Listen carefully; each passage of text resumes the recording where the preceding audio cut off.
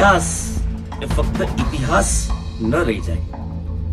માટે જાગૃત થાવ અને જે જ્ઞાની છે એમની પાસેથી મેળવાય એટલું જ્ઞાન મેળવી લો સાહેબ, આવનારી પેઢી માટે. અને આમાં રસ લેવાનું શરૂ કરો.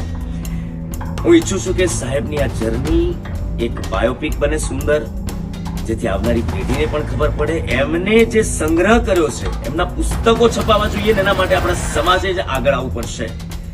અને સરકાર આ વાત પહોંચવી જોઈએ, તમામ લોકો સુધી વાત પહોંચવી જોઈએ કે આ નાયક કોણ છે, એ અસાઈ ઠાકર, એની પીડા, વેદના, એ સમાજ માટે બલિદાન આપ્યું. એ વાત દુનિયા સમજવી જોઈએ. હું ભાષાનો વિદ્યાર્થી નહોતો, બરાબર. મેં ગ્રેજ્યુએશન તો ઇકોનોમિક્સ સાથે કર્યું, પણ જન્મજાત જે આ રંગભૂમિના આ બધા જે માહોલ હતો એ માહોલની અંદર ઘણા બધા સારા સારા સાહિત્યકારોના પરિચયમાં પણ આવેલો. બરાબર.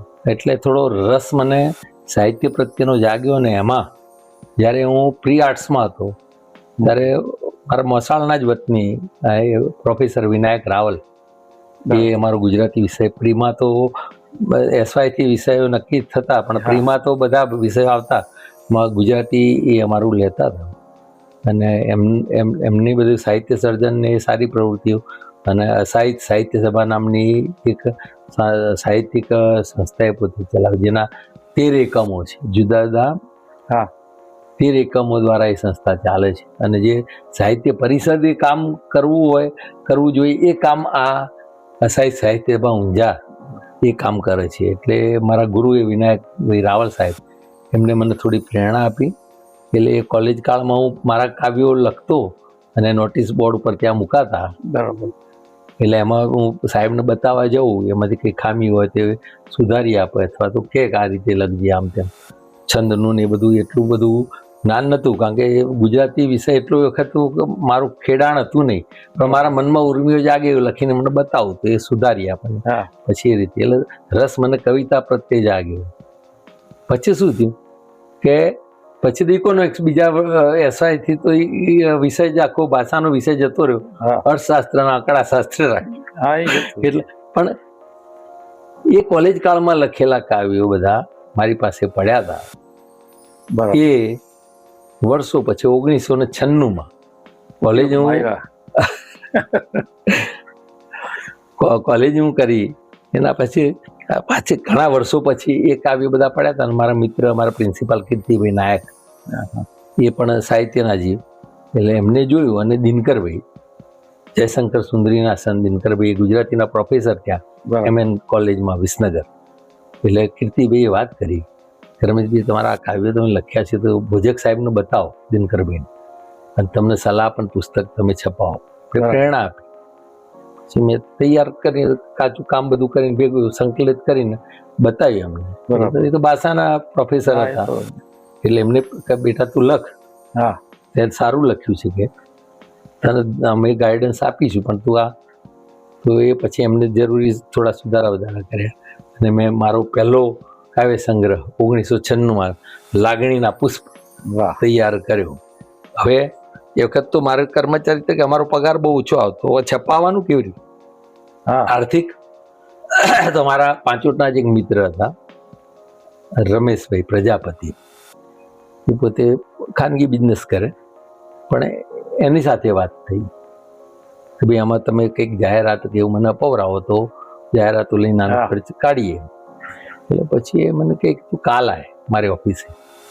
બીજા દિવસે હું ગયો, મને કે તે એસ્ટિમેટ કઢાવ્યો છે આનો કેટલો ખર્ચ થાય? મેં કીધું 20 થી 25 હજાર જેવો ખર્ચ થાય. કે તે શું કર્યા બધા પાસેથી તું આ રીતે લઈને ક્યાં કરે છે કે? બરાબર. તો કે શું કરું તાર? મારા પાસે તો કોઈ એટલો કર્મચારી, મારો એટલો પગાર નથી, આ છપાવું એટલું મારું, તો કે ચિંતા ના કર, 20,000 હું તને આપી દઈશ, તું છપાય. તો એમને ખર્ચો આપ્યો અને એ રીતે મારો કાવ્ય સંગ્રહ છપાઈ ગયો.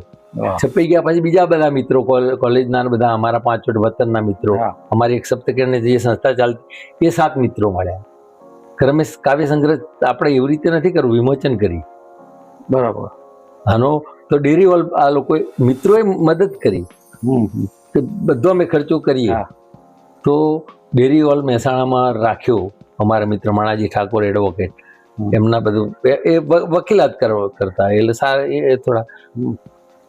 એ પછી શાંતિલાલ પંડ્યા મારા અંગત બહુ મિત્ર ફાસ્ટ, એ શાંતિલાલ પંડ્યાએ સારી મદદ એમાં કરી. આ બધા મિત્રો ભેગા થઈને આર્થિક રીતે મને કોઈ પણ તકલીફ ના પડે, બધું આયોજન પણ એમને કર્યું. અને 15 થી 16 મહેમાનો સાહિત્યકાર ત્યાં.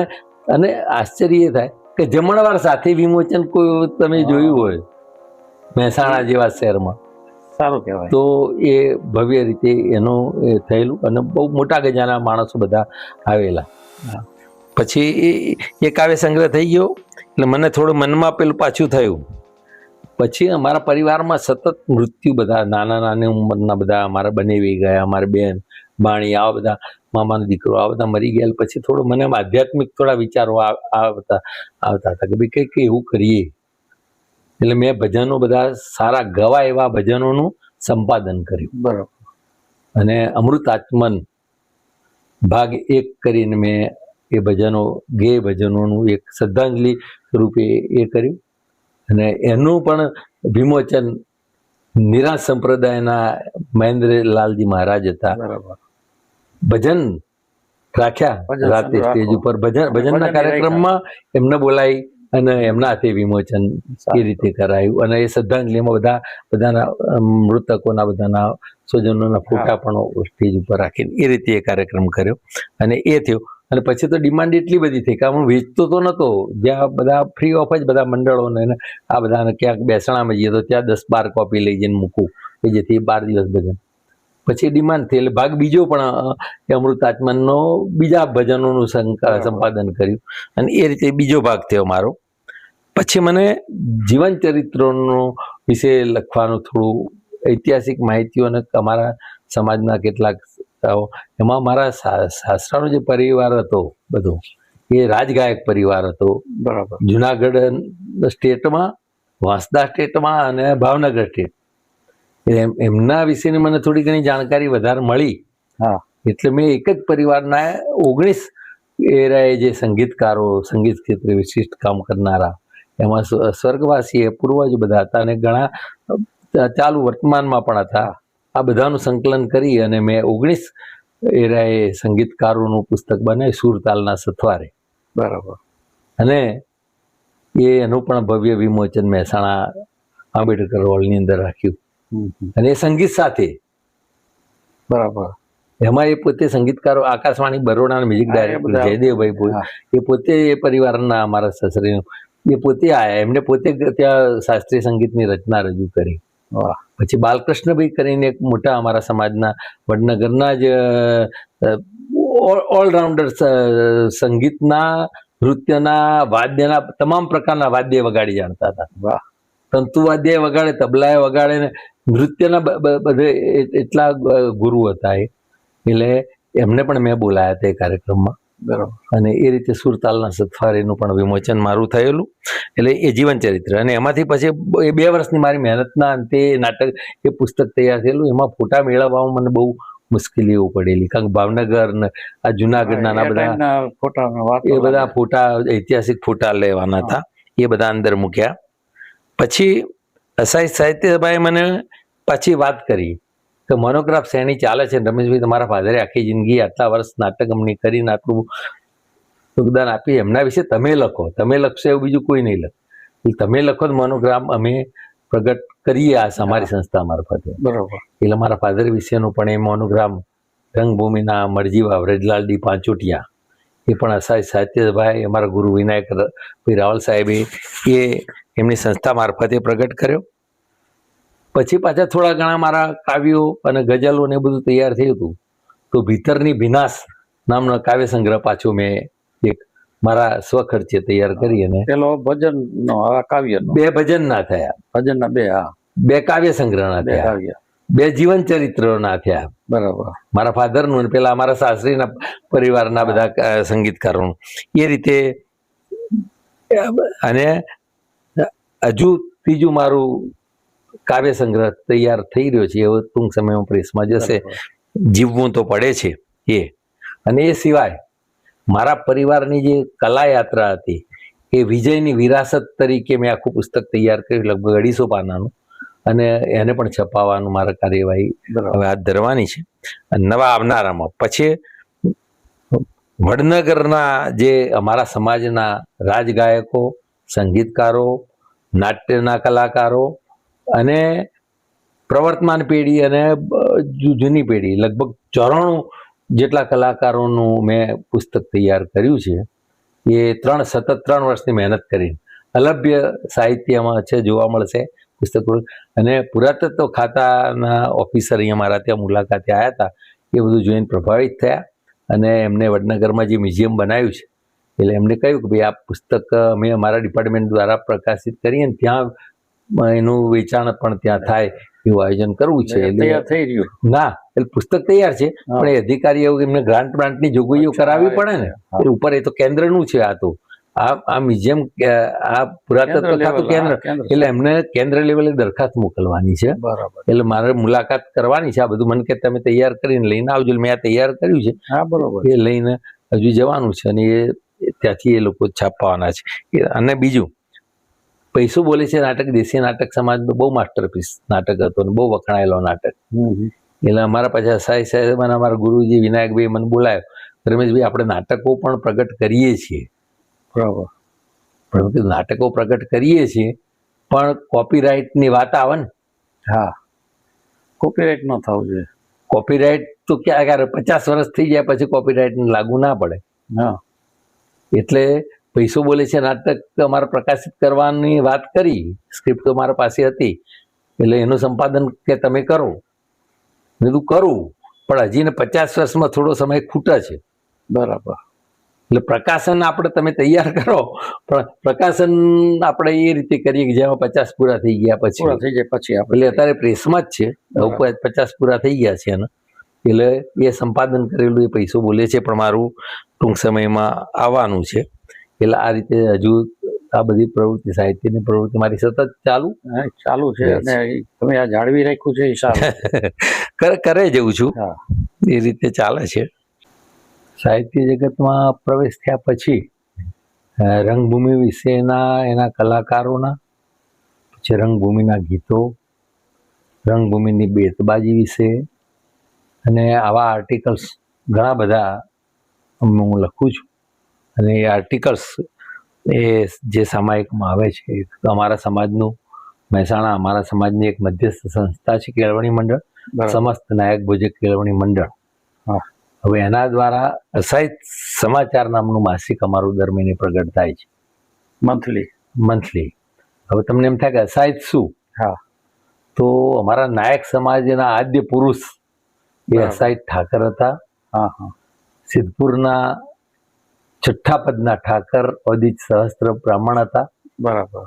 અને એ જમાનામાં જ્યારે મુસ્લિમ સામ્રાજ્ય હતું ત્યારે એ સિદ્ધપુર સિંહતાળીમાં જ્યારે એમનો સમાજ પરિવાર હતો, પણ એમના યજમાન ઊંઝાના પાટીદાર કોમમાંથી એમનો યજમાન હતા.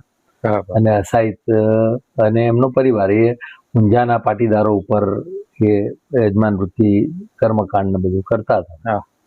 એટલે ત્યાં એ વખત મુસ્લિમ સામ્રાજ્ય વખતે કોઈ સારી છોકરી કે આવું કંઈક બાળે તો આ લોકો સુબાઓ ઉપાડી જતા.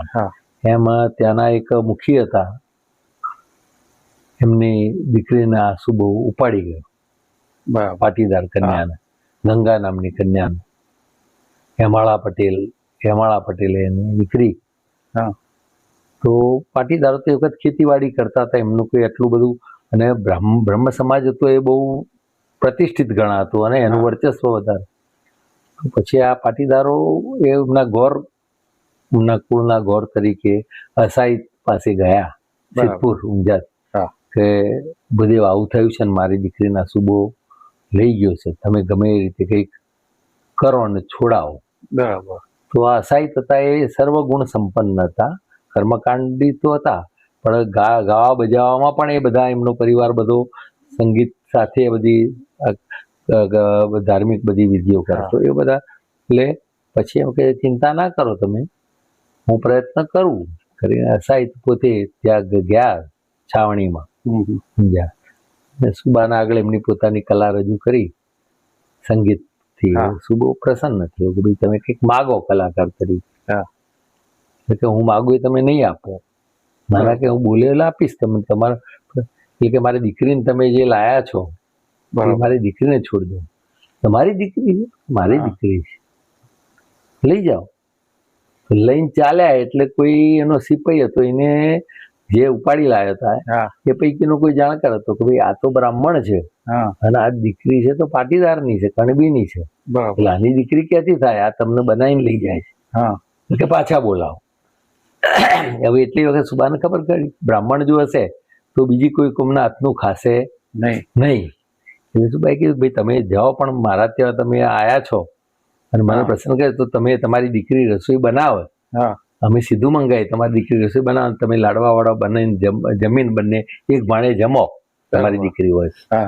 એટલે ધર્મ સંકટ આવ્યું અસાઈદને. હવે દીકરી કઈ છે, જો ફરી જવું તો આ સુબો મન મારી નાખ, જીવ બંનેને મારી નાખ.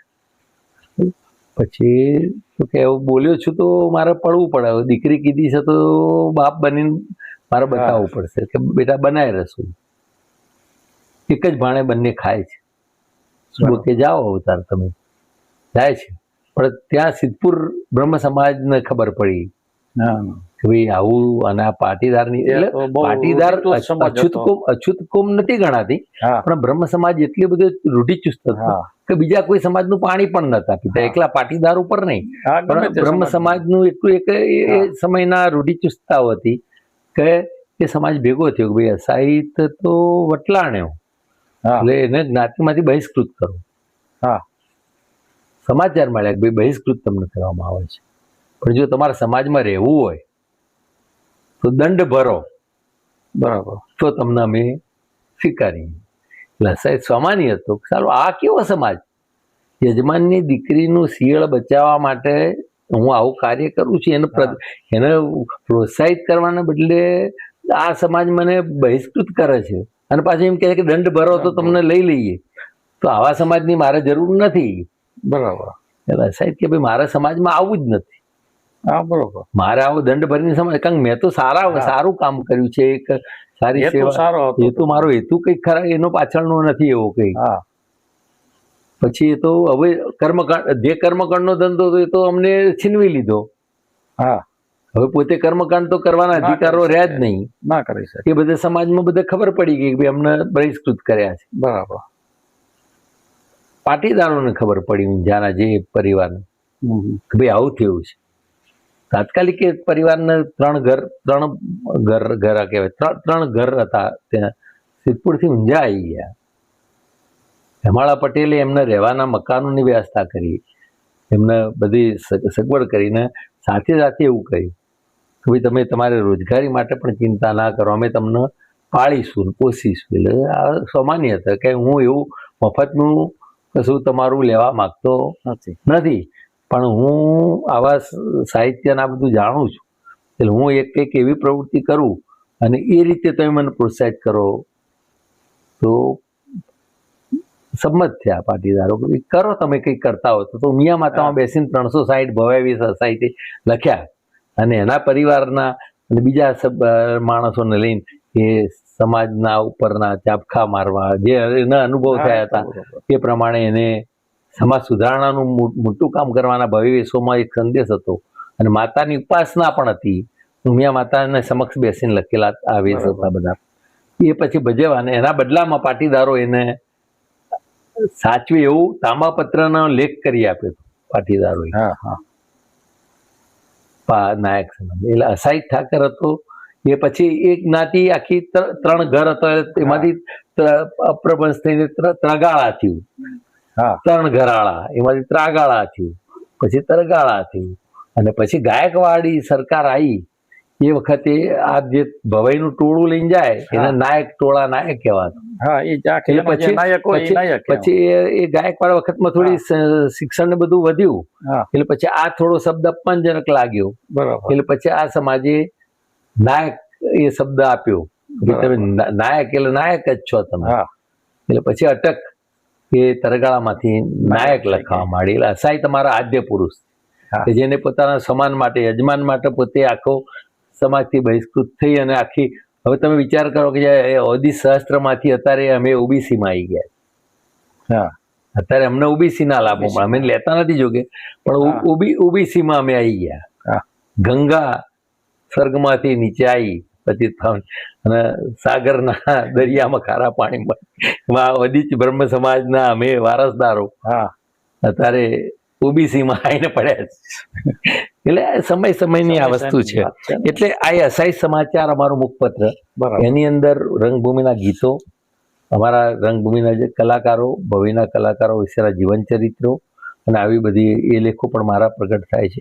બરાબર. પછી જે સાહિત્ય સભા, જે ઊંઝામાં આ પ્રસંગ બન્યો, એ ઊંઝાના જ આ પ્રોફેસર બ્રાહ્મણ વિનાયકભાઈ રાવલ, હા એ પોતે સાહિત્યને જાગતા રાખવા માટેનું કામ આ બ્રાહ્મણે પાછું કર્યું, કારણ કે મૂળ તો એક જ હતા. એટલે એમની પોતાની સંસ્થાનું નામ અસાઈ સાહિત્ય સભા આપ્યું. અને અસાઈ સાહિત્ય સભા એટલા સાહિત્યને લગતા એટલા કાર્યક્રમો કરે છે. ભવઈના તો એમને 5 કેમેરાથી ભવઈના જેટલા જૂના કલાકારો હતા બધાને બોલાવીને એની આખી કેસેટો બનાવીને છે, અમેરિકા સુધી ઇંગ્લિશ ટ્રાન્સલેટ કરીને મોકલી છે. એવું કામ અસાઈ સાહિત્ય સભાએ કર્યું. પછી અમારા જે કલાકારો એના મોનોગ્રાફ બનાવીને પુસ્તકો પ્રગટ કર્યા છે, રંગભૂમિના નાટકોના પુસ્તકો છપાઈને પ્રગટ કર્યા છે. એટલે અને આ કલા વિમર્શ નામનું ત્રિમાસિક ચલાવે છે એ, જેનો વાર્ષિક 800 રૂપિયા, 4 અંકના, એટલે 1 અંક 200 રૂપિયાનો થાય. હવે અમારા અસાઈ સાહિત્યમાંના અત્યારે પ્રમુખ માધવ રામાનુજ અમારા પ્રમુખ છે સાહિત્ય. એમના નીચા નીચે આ ચાલે છે. અને એક કલા વિમર્શમાં મારી 2 કોલમો ચાલે છે. બરાબર. એક જૂની રંગભૂમિના ગીતો, દર અંકમાં 2 ગીતો. પણ એ ગીતોનું રસ દર્શન કરાવે છે રાજુજી, ડોક્ટર રાજુજી પરમાર છે, એ સંસ્કાર ભારતીના પૂર્વ અધ્યક્ષ હતા, પ્રાંત અધ્યક્ષ. બરાબર. એ પણ શિક્ષક હતા. અને એ રસ દર્શન એ કરાવે છે, ગીતો હું મારા સંપાદિત કરેલા રજૂ થાય છે. પછી હમણાં સાહિત્યભાઈ નવો એક વિભાગ કલાકારો માટેનો જૂની રંગભૂમિના અતીતના ઓવારેથી એ સ્પેશિયલ મારા માટે ચાલુ કર્યું. બરાબર. અને એમાં પણ મારી આ કલાકારો વિશે અને જૂની રંગભૂમિ વિશેની બધું છપાય છે. એટલે એ નિયમિત રીતે એનું આ કામ ચાલે છે કલા વિમર્શમાં. પછી એક મેવાડ જાગે છે કરીને, મેવાડના ત્યાંથી જે બ્રાહ્મણ પરિવારો બધા જે અહીંયા ગુજરાતમાં આવ્યા છે મેવાડથી, એ લોકોનું એક મુખપત્ર મેવાડ જાગે છે. તો એ અમારા મિત્રના મોટા ભાઈ એના તંત્રી હતા ને, મને કહી, રમેશભાઈ તમે આમાં કંઈક સહતંત્રી તરીકે, મેં કીધું ભાઈ તમારા સમાજનું ચાલે તેમાં સહતંત્રી હું ના આવું, પણ તમને મદદ હું કરું. આ તમે માસિક ચલાવો તો માસિકમાં તમને, એટલે એમાં મારા કાવ્યો પણ પ્રગટ થતા હતા અને એમાં સારા સારા વાર્તાઓ અને લેખો મારી રીતે હું કરતો હતો. એટલે એમાં પછી એક પ્રખર માસિક મુંબઈથી નીકળતું હતું, મુંબઈનું માસિક હતું પ્રખર, અને એમાં મારી કવિતાઓ પણ મોકલતો હતો, એ પણ એમાં પ્રગટ થતી હતી. એટલે આ રીતે આ સામાયિકોમાં પણ મારું આ યોગદાન આટલું રહ્યું છે. તમે નિવૃત્ત થયા પછી હવે આમાં કેટલા તમે સક્રિય છો? આમાં સક્રિય તો મેં રંગભૂમિ ઉપર બધા પ્રકારની કામગીરી જ્યારે કરી છે. ત્યારે નાટ્ય દિગ્દર્શક તરીકે લગભગ 14 નાટકો મેં અમારી સંસ્થામાં, યુવક મંડળોના, જિલ્લા પંચાયતના નાટકોમાં, આવા કે 14 જેટલા નાટકોની અંદર મેં ડાયરેક્શન આપ્યું છે અને અભિનય પણ કર્યો છે. એમાં બલિદાન, પછી પ્રાગજી ડોસાનો માળીના જાયા, બરોબર. પછી અમારા પાંચોટનો જે મેં પાંચોટની પ્રભુતાની વાત કરી છે, બાળાવીરની આખી હિસ્ટ્રી, એ પછી અધિકારી નાટક, એ અધિકારી નાટકનું ડાયરેક્શન પણ મેં આપ્યું હતું. પછી જુવાનીના ઝેર નાટક, એ સામાજિક નાટક હતું, એમાં પણ હું રમેશની ભૂમિકા પણ કરતો હતો અને એમાં ડાયરેક્શન પણ મેં આપેલું હતું. પછી નંદનવન યાની મા કે પત્ની, એ નાટક પણ જ્યારે અમે કરેલું અને એ નાટકના શો અમે યુવક મંડળ મારફતે કરેલો. અને પાંચોટની અંદર અમારું ગાયકવાડી વખતનું બંધ પડેલું પુસ્તકાલય હતું, એને ફરીથી રિનોવેટ કરવા માટે આજુબાજુના ગામડામાં એ નાટકો પૈસેથી અમે રજૂ કરીને એ પૈસા ફંડ આવ્યું એમાંથી આખા પુસ્તકાલયને અમે એનું રિપેરિંગ કામ કરાયેલું, પુસ્તકોને બધા અદ્યતન કબાટો કરાયેલા અને એ રીતે અમે એ નાટકનો ઉપયોગ એ રીતે પણ કરેલો. બરાબર.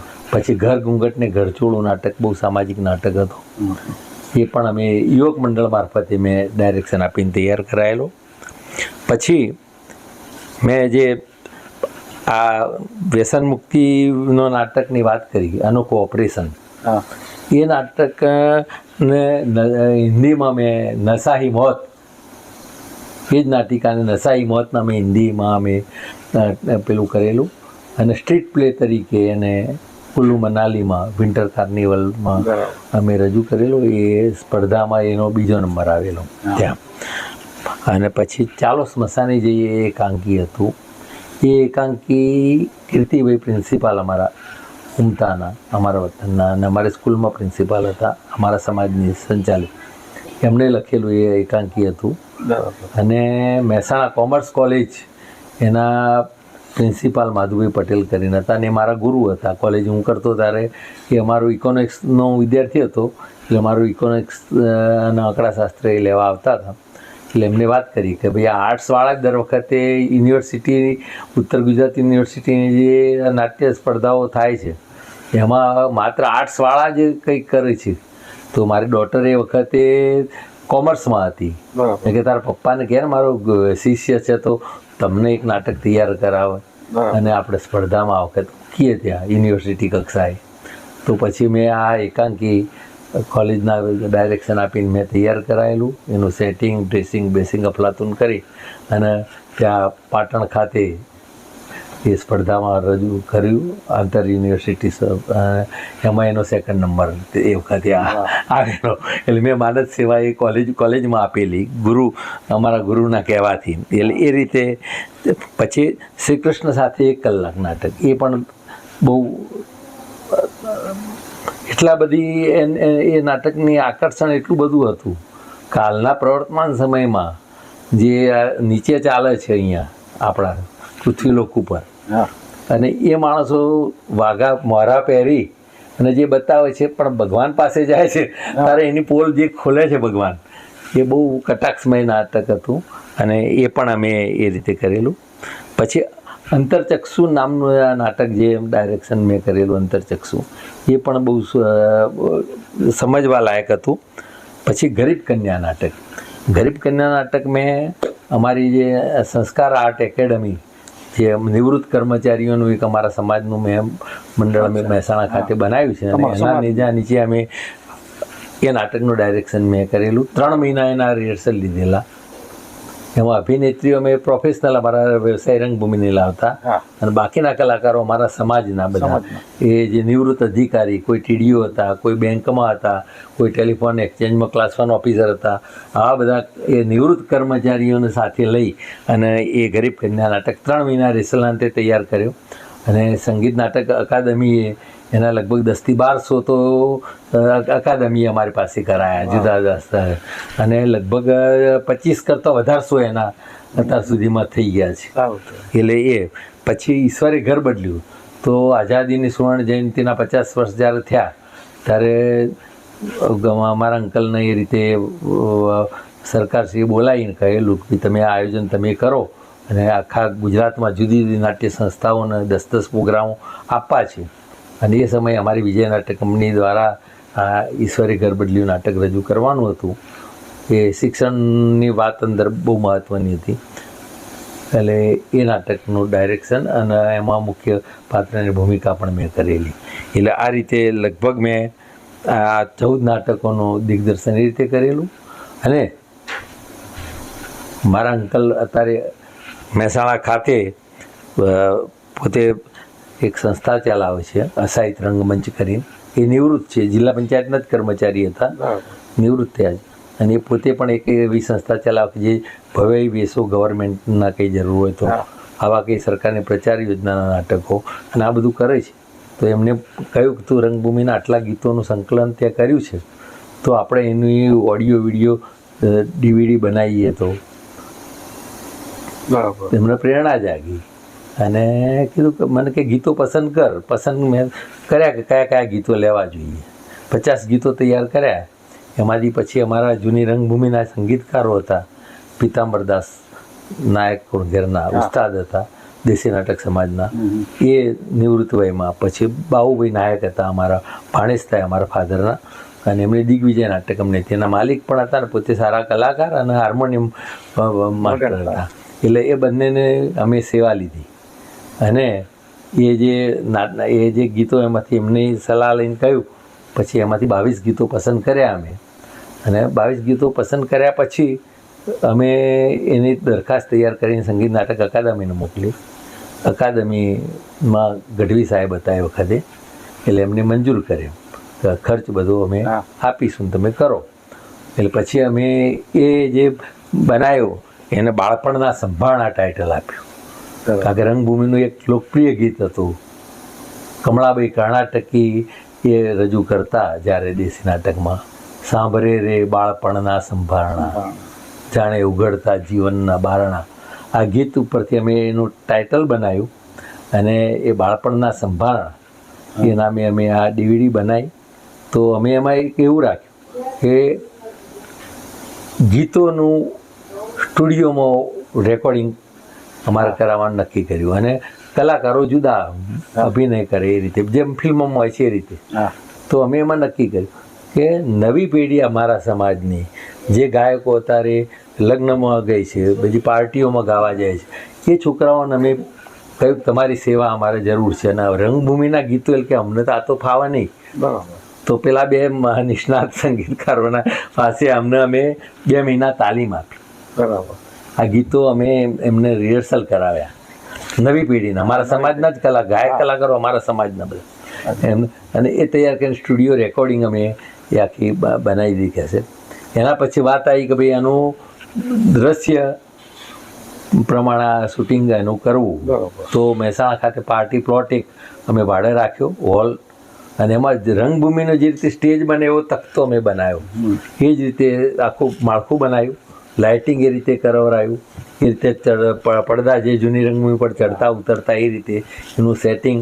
અને આ 22 ગીતોનું અમે 4 દિવસ સુધી રોજ રાતે રેકોર્ડિંગ અમે આ રીતે એનું વિડીયોગ્રાફી એની કરી અને 22 ગીતોની અમે DVD બનાવી.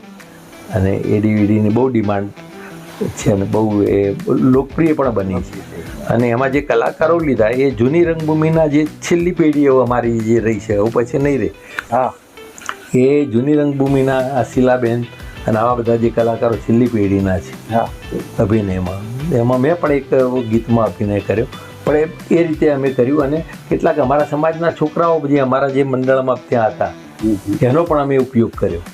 અને એ રીતે અમે આખું આ લગભગ 4 લાખનું બજેટ રહ્યું હતું. અને આ રીતે પણ ઉનાળામાં એપ્રિલ મેની ગરમીમાં અમે આ કામ કર્યું છે. એનું સ્ટુડિયો વિસનગર સ્ટુડિયોમાં ઓડિયો રેકોર્ડિંગ કરતા ના, પેલું તો દિવસે થાય, રિહર્સલ બધા દિવસે થાય. ઉંમરલાયક માણસો પેલું વિડીયોગ્રાફી કરીને એ તો રાતે લાઇટિંગ બાઇટિંગ જેમ રંગભૂમિ ચાલે સ્ટેજ જ ખાલી, ઓડિયન્સ નહીં. એ રીતે. અને એ બે કેમેરા થાય, લગભગ 2 કેમેરાથી શૂટિંગ અમે એ રીતે એનું કરેલું. અને એ રીતે બહુ પછી એડિટિંગ એનું આ ભાઈ ઈડરના હતા જે વિડીયોગ્રાફર હતા. તો એડિટિંગ કરવા છે કે આવા ઉનાળામાં અમારે એના ત્યાં છે કે ઈડર જવું પડ્યું. અને ઈડર અમારે 2 દિવસ બેસીને અમે આ ગીતોનું બધું એડિટિંગ કર્યું. એટલે ડાયરેક્ટર તરીકે આ કામ બધા વિશિષ્ટ કામ કરવાનો પ્રયત્ન કર્યો છે.